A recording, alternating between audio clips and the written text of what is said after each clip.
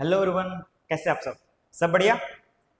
चलिए, हमने एक अध्याय को फिनिश कर दिया है और आई होप आपने पूरी लेक्चर्स देखे होंगे और आपको बहुत मज़ा भी आया होगा।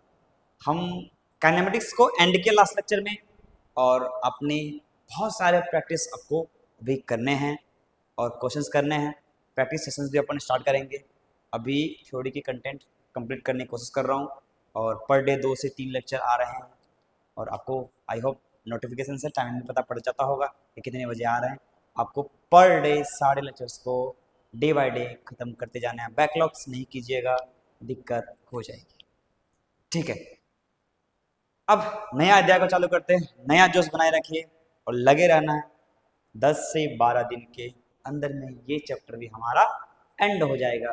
धीरे धीरे मैं पूरी कंटेंट अपलोड आपके सामने कर दूँगा। ठीक है, जल्दी अपनी ढंग के सब्सक्राइबर हो जाएंगे तो फिर मैं लाइव आकर के पढ़ाना चालू कर दूंगा। ठीक है, आगे बढ़ते हैं, है ना। हाँ, एक इन्फॉर्मेशन, अगर आप चैनल में नए हैं तो सब्सक्राइब करें, बेल आइकन को हिट करें, नोटिफिकेशन टाइम के साथ मिलेगी।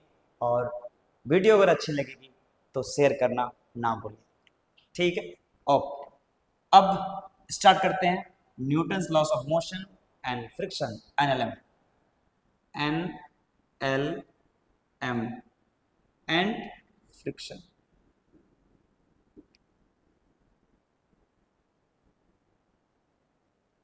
एनएलएम एंड फ्रिक्शन, है ना। तो पढ़ेंगे पहले कैसा, न्यूटन्स लॉस ऑफ मोशन। इसका क्या होता है, इसका फुल फॉर्म न्यूटन्स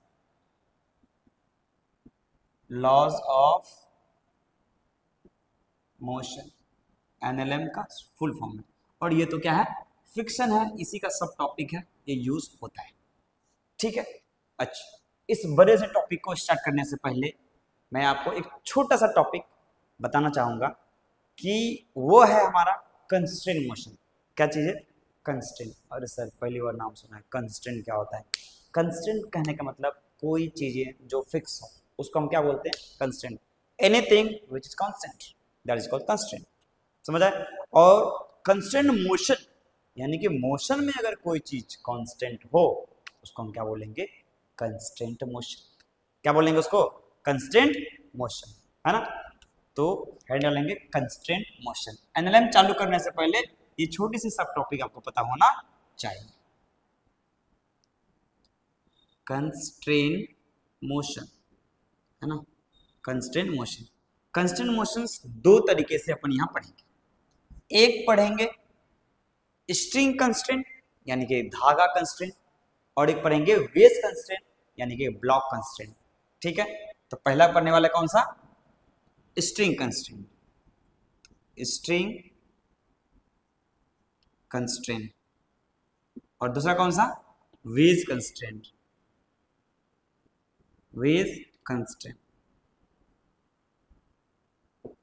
आपको मैं समझाता हूं थोड़ा सा। देखो, स्ट्रिंग कंस्ट्रेंट कहने का मतलब, मान लो ये कोई रस्सी है, ये कोई क्या है, रस्सी है, ये पॉइंट ए है, ये पॉइंट बी है। अगर रस्सी ना लंबा हो सकती है, ना ही कट करेंगे, ना ही सिलेक्ट करेगी। सिलेक्ट करने का मतलब लूज भी नहीं होगा, टाइट ही रहेगी। तो बताओ, यहां रखो, इसको ले जाकर यहां रखो, इसको ले जाकर यहां रखो, या इसको ले जाकर यहां रख दो, क्या उसके ए और बी के बीच की दूरी बदलेगी, नहीं बदलेगी। क्यों, क्योंकि ये फैल भी नहीं सकता, तोड़ेंगे भी नहीं, लूज भी नहीं करेंगे, तो इसके दोनों के बीच की दूरी बदलाव नहीं होगी। मान लो इसको अगर मैं आगे खींचूंगा, ये जा रहा है 20 मीटर पर सेकंड आगे, ये भी जाएगा 20 से, ये भी जाएगा 20 से, ये भी जाएगा 20 से, ये भी जाएगा 20 से, ये भी जाएगा 20 से। क्यों, क्योंकि सर अगर 20 से ये जाएगा बी वाला पॉइंट, ए को 20 से आगे जाना ही पड़ेगा, तभी दूरी नहीं बदलेगी। अदरवाइज दोनों के बीच की दूरी बदल भी सकती है। बिल्कुल सही। बहुत सारे चर्चा करेंगे अपन किसमें, स्ट्रिंग कंस्ट्रेंट में। वेज कंस्ट्रेंट, मान लो सर एक वेज है, एक दूसरा ब्लॉक है यहाँ पे, और ये दोनों कांटेक्ट में है, लेकिन दोनों की सरफेस चिपके हुए नहीं है। क्या, अरे सर चिपके हुए नहीं है, ये ए है और ये बी है। मान लो दोनों साथ साथ में चल रहा है, तो दोनों के यहाँ पे जो डायरेक्शन में स्पीड है दोनों की क्या होनी चाहिए, सेम होनी चाहिए। अगर आगे वाला तेजी में निकला, पीछे वाला स्लो निकला, ये कॉन्टैक्ट ब्रेक हो जाएगा। कॉन्टैक्ट क्या हो जाएगा, ब्रेक हो जाएगा। इसको क्या बोलेंगे, वेज कंस्ट्रेंट के अंदर आता है। ये कहाँ आता है, वेज कंस्ट्रेंट के अंदर में आता है। ठीक, तो ये हमने थोड़ी सी ओवरव्यू बताया कि वेज कंस्ट्रेंट क्या होता है और स्ट्रिंग कंस्ट्रेंट क्या होता है। तो सबसे पहला heading string constraint. String constraint है ना, पहला हेडिंग कौन सा, स्ट्रिंग कंस्ट्रेंट। इससे पहला पॉइंट है जो हम मान के चल रहे हैं, हम ये मान के चल रहे हैं कि धागा की लंबाई बदल नहीं सकती है। स्ट्रिंग इज इनएक्सटेंसिबल है ना, वो बढ़ नहीं सकता है ना। The length of the string remains constant, ये पहला कंस्ट्रेंट है हमारा। The length of the string is remain constant, remain constant. Length हमेशा स्ट्रिंग का कैसा रहेगा, कांस्टेंट रहेगा। ये पहला कंस्ट्रेंट हमने ये मान के चल रहे हैं, ठीक है, ये मान के चल रहे हैं। अच्छा, लेंथ कंस्ट्रेंट होने का रीजन क्या होगा, देखो इधर, अगर मान लो एक ब्लॉक है ए, ये कैसा एक ब्लॉक है ए, और यहाँ पे एक ब्लॉक है बी, और दोनों के बीच में एक धागा लगा है, दोनों के बीच में एक धागा लगा है। बचाओ, बचपन में अपन गेम खेले होंगे, इसको अगर मैं 5 मीटर पर सेकंड की स्पीड से आगे फेंक दूं तो बताओ ये कितना से जाएगा, ये कितना से जाएगा बताओ, ये कितना से जाएगा, 5 मीटर पर सेकंड से। कैसे पता पड़ा कि सर ये 5 मीटर से जाएगा, ये सर आगे तरफ जा रहा है 5 से, तो ये भी जाएगा, इससे जॉइंटेड है। अगर जॉइंटेड है तो सेम स्पीड से जाना पड़ेगा, तो ये 5 से जाएगा तो ये भी 5 से जाएगा। ये कैसे बताया आपने कि सर ये 5 से गया तो इसको भी जाना पड़ेगा, क्योंकि ये जॉइंटेड है। किससे, क्योंकि ये कैसा है, जॉइंटेड है। जॉइंटेड कहने का मतलब कि इस दोनों के बीच में जो धागा लगा है उसकी लेंथ में कोई बदलाव नहीं हो रही है। अगर लेंथ में बदलाव नहीं हो रही है तो ये कंस्ट्रेंट है। ये क्या चीज है, कंस्ट्रेंट है, यानी कि ए और बी के ब्लॉक के बीच की दूरी में कोई चेंज नहीं आएगी, और चेंज नहीं आने की वजह से यहाँ का स्पीड जो है वो यहाँ का स्पीड बराबर होगा। समझ आया, यहाँ का स्पीड वहाँ का स्पीड बराबर होगा, तभी ये जाएंगे। ठीक, मान लो, अगर मान लो ये ऐसा है, एक रस्सी ऐसा लगा हुआ है, ये बी है, ठीक, आपने अभी जस्ट बी को इधर भेजा 5 मीटर पर सेकंड से। मैंने पूछा ए की वेलोसिटी कितनी है, ए की वेलोसिटी कितनी है, ए की वेलोसिटी कितनी है। आपने क्या बोला, सर कैसे पता पड़ेगा, ये तो रुका हुआ लग रहा है। क्यों रुका हुआ है, हो सकता है किधर जा रहा होगा, क्यों, क्योंकि सर धागा टाइट नहीं है, धागा टाइट नहीं है। तो स्ट्रिंग हमेशा हमेशा क्या होना चाहिए, द स्ट्रिंग रिमेन्स टाइट होना चाहिए। हमें इसकी वेलोसिटी पता तभी पड़ेगी जब ये धागा टाइट होगा। तो दूसरा कंस्ट्रेंट हमारा निकल के क्या आया, string is always tight, string is always tight. String tight होगा तभी हम ये कहानी अच्छे से कह पाएंगे। तो स्ट्रिंग कंस्टेंट में 2 पॉइंट आ चुका है, the length of the string is remain constant, string is always tight, है ना। अच्छा, तीसरा कंस्टेंट में एक पॉइंट और लेते हैं, उसमें यह है कि स्ट्रिंग की जो मास होना चाहिए हमारे सिलेबस में नेग्लेजिबल रहती है। कभी कभी आ जाएगा क्वेश्चंस में, टफ करवाने के लिए मैं करवा दूंगा, वो अलग बात है, बट धागा की जो मास है वो कितना मान के चलेंगे, 0 है। Mass of string is negligible, है ना। तीसरा, mass of string is negligible, mass of string is negligible, है ना। तो मास मैंने क्या मान लिया कि स्ट्रिंग में मास लगभग है ही नहीं, है ना। तो मैं कह सकता हूं, देखो मास अगर नहीं है मास अगर नहीं है तो मान लो ये देखो, इधर देखो, ये मान लो क्या धागा है, ये क्या मान लिया, धागा है, ठीक, मासलेस धागा है, कैसा है, मासलेस धागा, मासलेस स्ट्रिंग मान लो। और ये पॉइंट क्या है, मान लेते हैं ये वाला पॉइंट हमारा ए पॉइंट है और ये वाला पॉइंट बी पॉइंट है, ये क्या है, distance of A B, distance of A B है। मान लो ये इधर से इधर जा रहा है वी ऑफ बी से, ये इधर जा रहा है वी ऑफ ए से, ठीक, ओके, दोनों के बीच की जो दूरी है वो क्या है, डिस्टेंस ऑफ ए बी, और ये बदलना नहीं चाहिए, ए और B, D of A B बदलने का क्षमता किसके पास है, दोनों के वेलोसिटी का difference, D of A B यानी डिस्टेंस बिटवीन ए बी को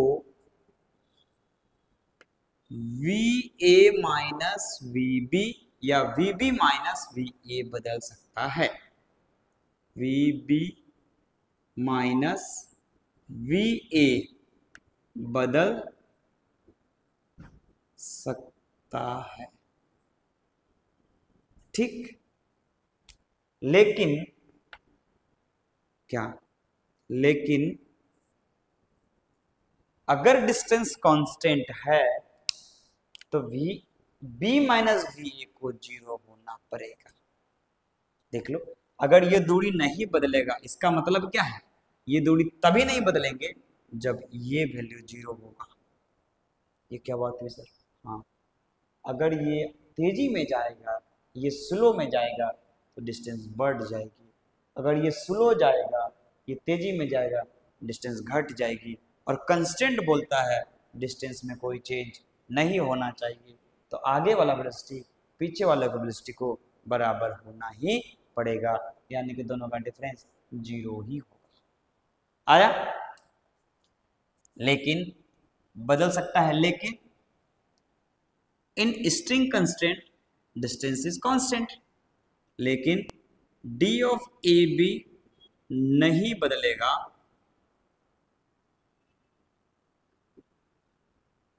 इसका मतलब क्या बताओ, इसका मतलब बदलने वाले जो वेलोसिटी है,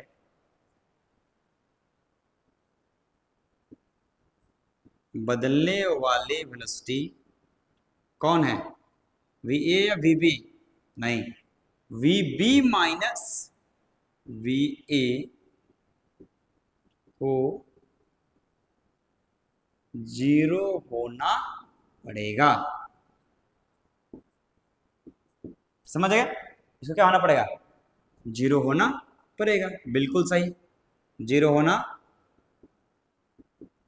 पड़ेगा, बिल्कुल सही है, यानी कि V B minus we A equals to 0 implies that V A बराबर V B, V of A equals to V of B, समझ आया। लेकिन इसमें एक कंडीशन है, किधर लग रहा है, along the string, along the string, मैं बोल सकता हूं velocity of both point along the string remains same, है ना, velocity of A and B point along the string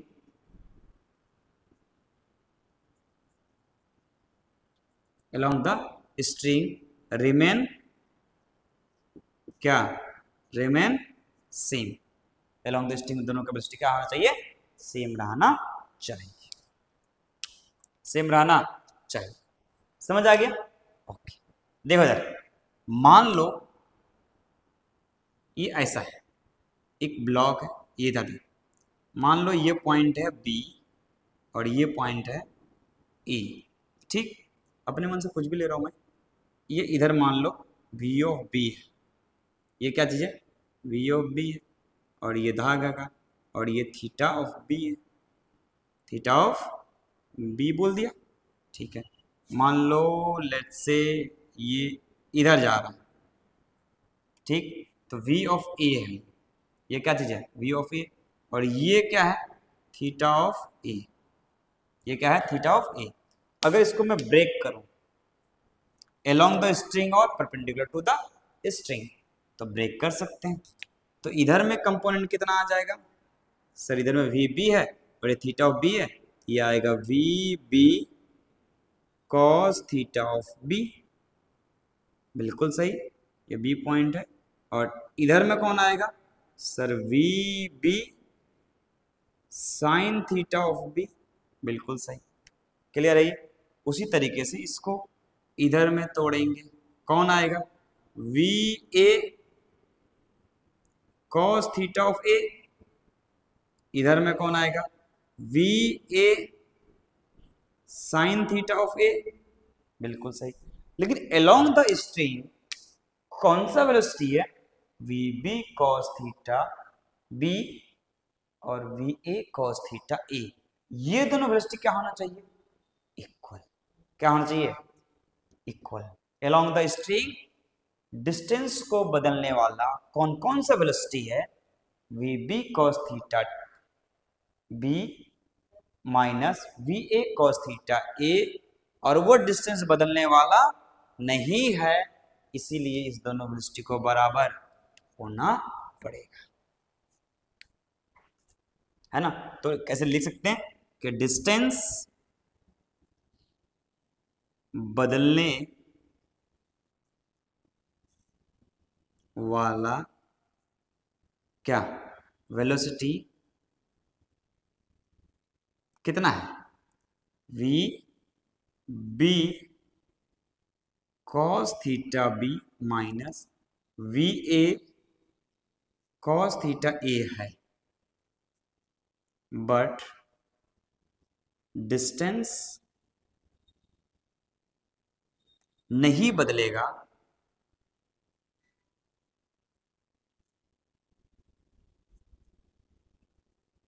नहीं बदलेगा, मतलब डिस्टेंस नहीं बदलेगा, इसलिए क्या बोल सकते हैं बताओ, इसलिए क्या, V B cos theta B equals to V A या फिर V B cos theta B minus we A cos theta A को जीरो होना पड़ेगा। जो बदलने वाला वेलोसिटी था उसको जीरो होना पड़ेगा, बिल्कुल सही। तो ये आया कितना, V B cos theta B equals to V A cos theta A, समझ आ गए, है ना, ये इसके बराबर आ गया। लेकिन बताओ v B sine theta B और v A sine theta A से कोई लेना देना नहीं है, मतलब ये वाला वेलोसिटी कोई इंपैक्ट डिस्टेंस में नहीं करता है ना, परपेंडिकुलर वाले डिस्टेंस को बदलने की क्षमता नहीं रखता है, अलोंग द स्ट्रिंग बदलने की क्षमता रखता है, इसीलिए अलोंग द स्ट्रिंग का जो वेलोसिटी था वो सेम होना चाहिए। क्लियर है, ये हो गया, ठीक। तो अब धीरे धीरे अपन इसको आगे बढ़ाते हैं, है ना। तो अब इसको थोड़ा सा आगे बढ़ाते हैं, अलोंग द स्ट्रिंग हमने समझ लिया कि वेलोसिटी सेम होना चाहिए, क्लियर है ये, ठीक। मान लीजिए कि फोर्स की चर्चा करते हैं थोड़ा सा, आपको ये आई होप समझ में आ चुकी होगी, ठीक, नोट हो चुका ये। चलिए अब चर्चा करते हैं थोड़ा सा फोर्स का, कि फोर्स कैसे काम कर रहा है ना, कौन कौन सा फोर्स होता है, ठीक है, कौन कौन सा फोर्स होता है। चलो एक पहले कोशिश कर लेते हैं, उसके बाद आगे बढ़ेंगे। एक कोशिश कर लो मैं, ठीक, देखो इधर क्वेश्चन है, find out the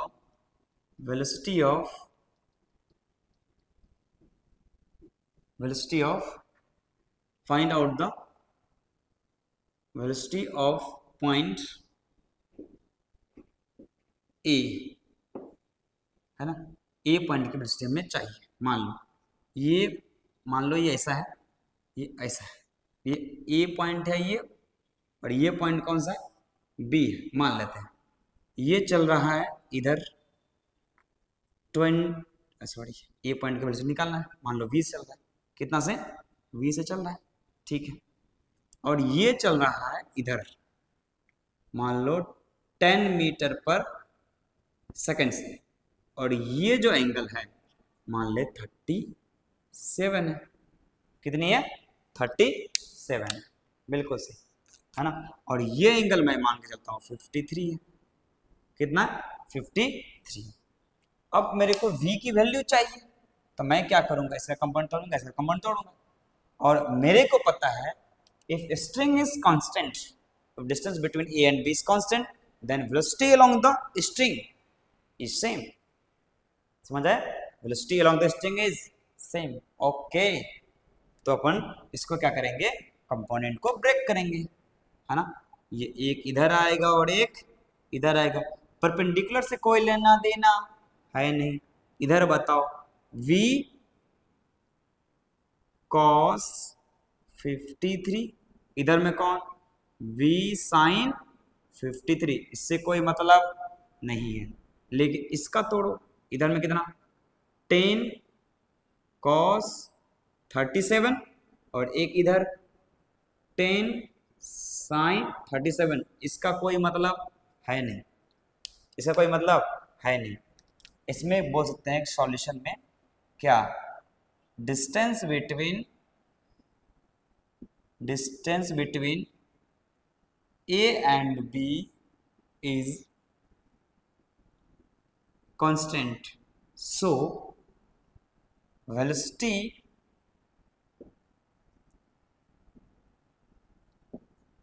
along the string is same। Velocity क्या होना चाहिए, सेम होना चाहिए। देखिए तो बनाते हैं, along the string वेलोसिटी कितना है, v cos कितना, 53, v cos 53 equals to, value कितना चाहिए बताओ, 10 cos 37, 10 cos 37। तो देखो v की वैल्यू भी, तो cos 53 की वैल्यू कितना होता है सर, cos 53 की वैल्यू 4/5, गलत, कितना, cos 53, तो 3/5 बराबर कितना, 10 इंटू cos 37, तो ये आया 4/5, 5 चला गया, तो 3v इक्वल्स टू 40, तो v इक्वल्स टू 40/3, तो v की वैल्यू कितनी आ गई, 40/3। अगर मीटर पर सेकंड है तो मीटर पर सेकंड आंसर, है ना। तो अभी तक हमने क्या पढ़ा, स्ट्रिंग कंस्ट्रेंट में अलोंग द स्ट्रिंग वेलोसिटी क्या होती है, सेम होती है। अगर आपको ये फुल कंटेंट नहीं आएगी ना, तो आप अच्छे और दमदार क्वेश्चंस में फंस जाएंगे, ठीक है। आई होप आपको पूरी वीडियो समझ में आई होगी। वीडियो अगर अच्छी लगी है तो अपने दोस्तों के बीच में जरूर शेयर करें, और आगाज हो चुका है एनएलएम एंड फ्रिक्शन की, मिलके अंजाम तक पहुंचाते हैं। चलिए एक नया उड़ान पढ़ाई में लगाते हैं, ठीक है। मिलते हैं फिर नेक्स्ट वीडियो में, जोश और जुनून बनाए रखें, पढ़ाई के साथ लगे रहें। तब तक के लिए धन्यवाद।